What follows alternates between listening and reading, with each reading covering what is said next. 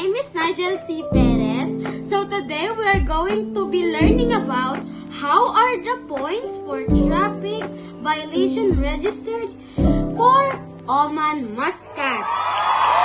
So, according to ROPS, General Traffic Department, temporary license is cancelled and the driving test is repeated with the same procedures.